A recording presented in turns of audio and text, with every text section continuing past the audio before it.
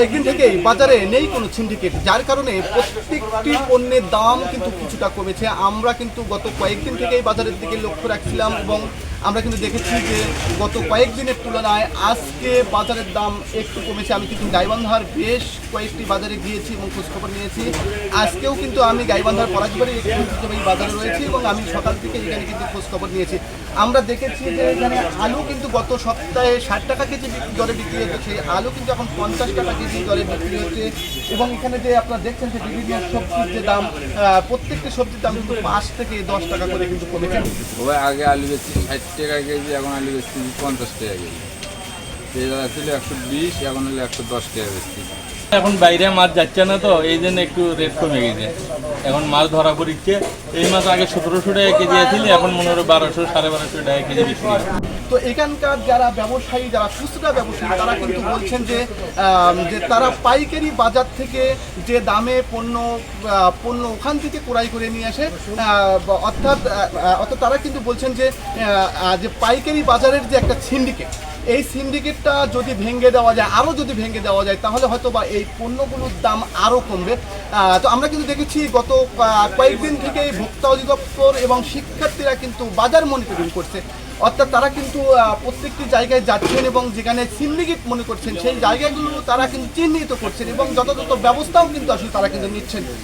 তো আমি কিন্তু সকাল থেকে এই বাজারে রয়েছি এবং এই যে সবজিগুলো আপনারা দেখছেন, আমরা ক্রেতা এবং বিক্রেতা উভয়ের সঙ্গে আমরা কথা বলেছি। আমাদেরকে কিন্তু বিক্রেতারাও ওই এমনটি জানিয়েছেন এবং যারা ক্রেতা তারাও কিন্তু বলছেন যে এই সিন্ডিকেট সেটি এই পণ্য সহ যে পরিবহন সিন্ডিকেট এবং টোল সহ আসলে যে সিন্ডিকেট একটা হয়, এই সিন্ডিকেটটা যদি আরও ভেঙে দেওয়া যায় তাহলে এই পণ্যের দাম কিন্তু আরও কমবে।